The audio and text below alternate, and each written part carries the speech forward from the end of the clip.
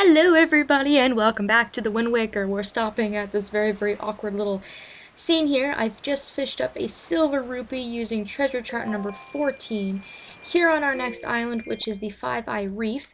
The last episode we left off on Shark Island and I just decided to come on over because I'm pretty sure you guys don't really want me to show you what that was like, and it was our next stop anyways. And I have also additionally taken the liberty to also go ahead and destroy all of the cannons beforehand, because it's like every single other insert number here reef that we've been to. You basically just destroy all the cannons on the walls, cannon ships if there are any, and once you do that you will get a treasure chest to pop up.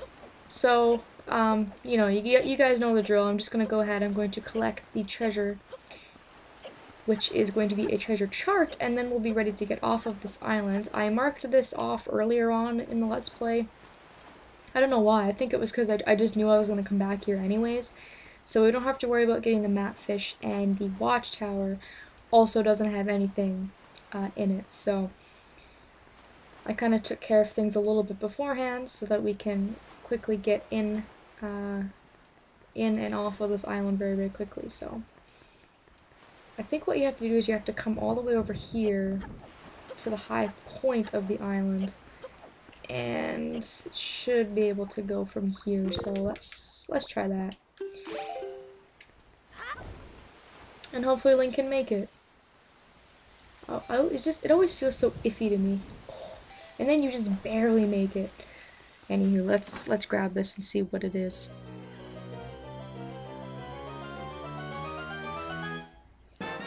This is treasure chart number 41. So once we have that, we can get off of this island. So very short trip. And where is my boat? I think he's over here. This direction.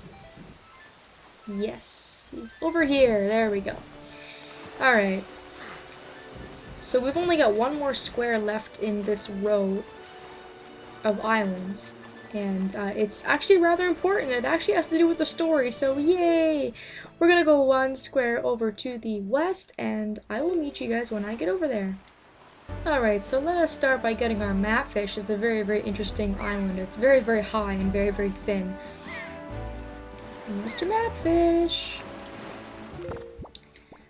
Oh, we only have about 6 more pieces of bait, which should be perfect, because I think by the time we use up all of our bait, we'll actually have the entire map filled out, which is nice. So I actually kind of timed that perfectly. I might have a little bit left over, but this island here is the Diamond Step Island, or Steppe, whatever. Oh, I've got some great information, small fry. Lucky you. If you use the treasure that's hidden on that island there, the thing that vanishes as soon as you get near it, it won't vanish anymore. You know, it.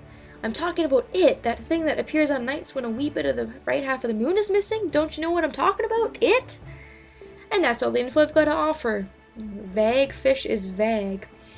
But it is actually very important to the story, and he does make a good point. There is something on this island that is going to help us with this it thing.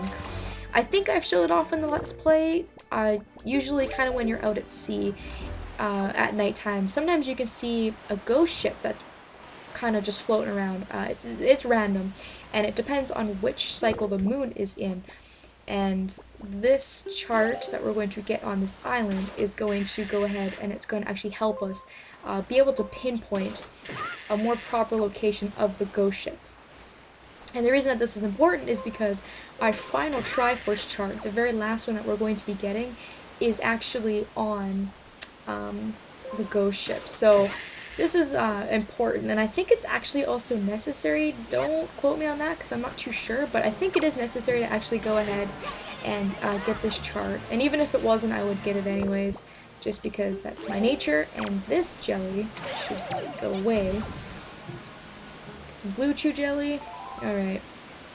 Get up to the very top of this very tall island. Of course, you can't come here until you have the hook shot. That's pretty much mandatory. And then we can go on in and we can get our treasure. Now this place is kind of sucks because it is a puzzle. And basically you have to hop through these pots in order to find the correct path. All the pots look the same and they give you a bunch of different choices. So this kind of sucks, but luckily I think I remember the correct path, so we'll see how this goes. But gotta watch out for floor masters, and they will throw that pot at you, which is annoying. I'm just trying to get my stick. Okay, goodbye. But I just try to ignore them. So when you come out, you want to go to the pot that's pretty much directly in front of your face as you come out. Ignoring the other two that are in this room, they won't take you anywhere. They'll basically take you back to the beginning of the dungeon. If you come out here, go away. I just want my stick. Will you just leave me alone? You don't have to grab the stick. What you can do is you can use your fire arrows, or if you're feeling really tricky or really fancy, you can just kind of lob an arrow into the pot. Although I don't think you're tall enough to do that. I think because the candlestick or the torch or whatever is a little bit taller than you, it's not going to work anyway. So I would just suggest using the stick. It's just a lot easier to light it up and get rid of it. This pot on the right, on this wall, you want to go into this one next, which will bring you up here, and then we got one more final one we want to go into. I'm just going to destroy him because he's just annoying me. Thank you. And then the final one you want to go into is going to be this one on the left.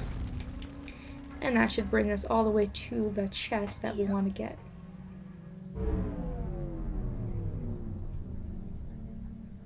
And there we go.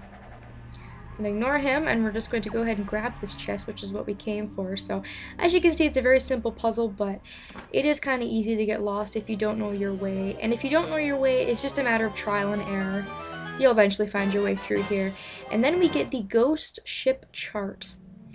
So, I'm going to go outside, and then I will show you what this does. It's actually very interesting. And that's all for this place. To my knowledge, that is the only chest in there. There's not another alternate path you can take to get more treasure. So, once you have that, you can pretty much get in and get out. But there are more things to do on this island before we leave. It's not just storyline stuff. There is a pack of seagulls around here somewhere with a giant squid. But for the life of me, I do not remember where he is. Should be around here somewhere. I don't want to talk to you, Mr. Matfish. Oh, he's over there, just barely directly south of the Matfish. Anyway, what I'll do first is I will turn it to nighttime, because I'm pretty sure the ghost ship will only show up on your chart if it's nighttime. So we'll do that first so I can demonstrate what the ghost ship chart does. So let's go ahead and let's open this up. And as you can see, what it will do is it will highlight what cycle of the moon it's on. You can see that it's on that cycle. I don't know what to call that, half full, I guess, maybe? And it will point to a certain island. I don't actually know what island that is. I know that the one to the right of it is Crescent Moon Island, and then you've got Diamond Step Island, and then you've got Bomb Island, and basically all the pieces will symbolize a certain island that the ghost ship will turn up on. I think that's actually Great Fish Island. So it's basically telling you that right now the ghost ship will be found on that island. And if you actually go ahead and you go to your sea chart, it will show you exactly what island it is on. And sure enough, it is Great Fish Island. So this is very, very handy because we actually, like I said, we need to go to the ghost ship for the story. It's mandatory. So after getting this chart, it's very easy to find the location of the ghost ship. And it will appear on Great Fish, it will appear on Diamond Step, Bomb Island, and a variety of different islands. My strategy for finding the ghost ship, which I think is the easiest, is basically to play the Song of Passing until you get a certain phase of the moon that corresponds to the island that you're on, if that makes any sense. So we're on Diamond Step Island right now. So for example, I could just play the Sun Song for 2 nights. It should be a full night tomorrow, and then after that it will be, I don't know, the half empty, I guess, is the way to call it, because that one looks like it's half full. and it'll be towards Diamond Step Island. So I could just stay here, play the sun song, and the ghost ship would appear in front of me. That's probably the easiest way to do it rather than chasing the ghost ship around, so I'm not too worried about that right now. We will get to it though. It's definitely on our to-do list. And now we're going to go ahead and we are going to go towards that flock of seagulls before leaving. And unfortunately we are going to have to come back here because I do not have the correct treasure chart to get the treasure that's in the water, so we'll have to come back, but it's not a big deal. We have a bunch of islands we have to come back to anyways, so... Alright, so here we are. This is another giant squid, and I think this is the 8-eyed squid? So this is kind of a larger squid, but I mean, I think we've seen one with like 12 eyes, so really in the grand scheme of things, he's not that big. I think there's one with like 4 eyes though, so it just depends. I have terrible marksmanship, if anyone's noticed. So, I don't know, I shouldn't be using arrows for this, I guess, but it's not like I have a dire need for my arrows anyway, so I might as well just go ahead and have some fun and use my arrows. I don't think I'd use my arrows, I mostly always use my boomerang. I could also use my bombs, but that would be even worse. That would be nightmarish to try and target all these eyes, so...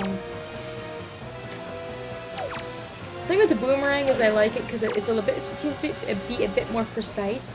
Even if you have the eye targeted, you'll see that the squid kind of like moves up and down, and if he's moving up and down and your arrow misses, well then you're gonna have to keep trying to hit him. Keep firing off more arrows, which is kind of annoying. Oh, come on. One more eye? Yes, there we go. I was gonna say, we're getting really close. I really hope I don't have to get sucked in, but I didn't.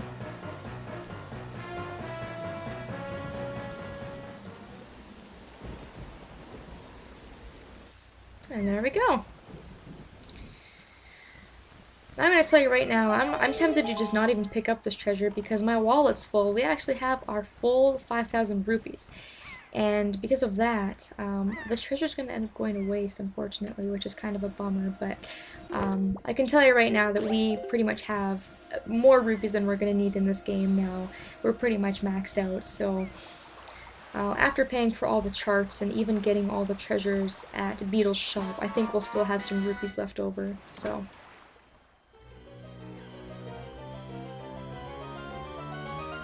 This squid will drop 100 rupees though if you are interested in picking that up, so... There we go. Alright, and like I said, we're going to have to come back here, but I'm not too worried about it right now. To finish off this video, we're going to sail a little bit to the south, and we're going to make it to our next island, so I'll see you guys when I get there. Alright, so we're approaching this island pretty quickly. I don't know why, but again, this is another island that's just, like, filled with death. For absolutely no reason. There's just no reason for this island to be so just crawling with enemies. It's so unnecessary and actually really, really annoying. So anyways, first course of action, of course, is to try and pick up our little piece of treasure that is in the sea on this island here. If you have treasure chart number 9, you can pick this up. And it's another silver rupee. I just decided to pick it up because I just don't care much anymore. Like I said, we have enough rupees and I really don't have to worry about it much anymore, so I'm not too worried. Just get it out of my way so I don't have to come back for it, I think is the most important thing. Go ahead and get this map fish as well. And my foot's falling asleep. I have a habit of sitting cross-legged when I shouldn't. And then my feet, I don't know, like, get crushed under the weight of my legs or something. So yeah, blah blah blah. I'm gonna be kind of glad when we don't have to see the mapfish anymore. He gets a little annoying after, like, 60-something episodes and a bunch of different money spent on bait. On the island due east of here lives an old man who was once a master swordsman. He's got proof of it too. He has a knight's crest. Oh, that's Orca. We already got the move, so... he's kind of out of the loop. But we are going to go visit Orca, since actually Outset Island's our next destination, which is kind of crazy. We haven't been there in a while, haven't we? I really like Outset. Anyway, that's totally random and not important. Now we have to kind of try to find a way to get onto this island, full of death and annoyances. So this is Horseshoe Island. I didn't really mention that, did I? I actually forget what to do on this island. Oh my god. Holy mackerel. Well, this is a problem. This is like a big, like challenge-like island, which is really quite irritating. I might actually have to save this for the next video because I have no idea what to do here. My guess would be you have to like hookshot, like your way through these vines, but you can't because there's vines in the way, obviously. You know, like my guess would be to go onto that pole and hookshot it, but you can't. So. Anywho, just because I'm totally having a brain fart, I have no idea what to do on this island. I'm gonna figure that out so you don't have to spare the pain of watching me do this blind. And in the next video, we'll figure out what to do on this island here. I'll hopefully figure it out and be on our way quickly so we can get back to our home. So, thank you all so very much for watching, and I hope to see you all in the next video.